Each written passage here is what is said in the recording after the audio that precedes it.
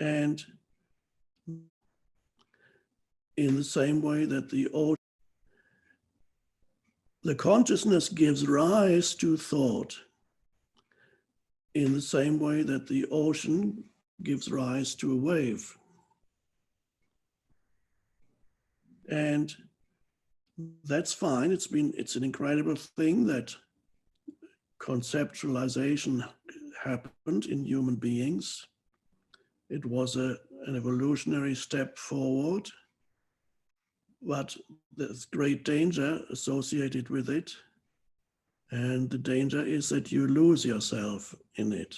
There's a power that came with focused thinking, is a great power. Being able to memorize and anticipate and all these things are amazing. We could make amazing things. Then science developed just as an extension of the human mind, the focused application of the human mind, and that created new incredible things. But then something dangerous happened. We got taken over by that, which ultimately is only an instrument, and we got taken over by it completely, so that many humans are basically imprisoned in their minds, which is the conditioned mind, which is all the content of your consciousness, conditioned, of course, by the past. And most humans are still completely imprisoned in that. So you derive your identity from the movement of thought. So you don't know who you are beyond the whatever thought is telling you about yourself.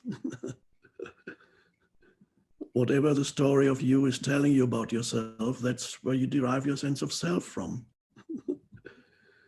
And that's normal in this world, but it's extremely limiting. And then it happens that quite often certain thoughts invade your mind, can easily happen. So your mind becomes colonized by certain thoughts that take over sometimes almost the totality of your mind. Obsessive thoughts.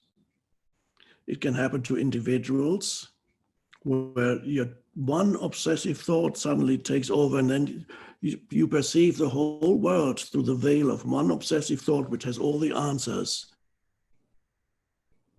But it can also happen to collectives. It can happen to a collective civilization, that collectively certain thoughts arise in the collective and they invade every individual's mind and take over the way in which they perceive the world.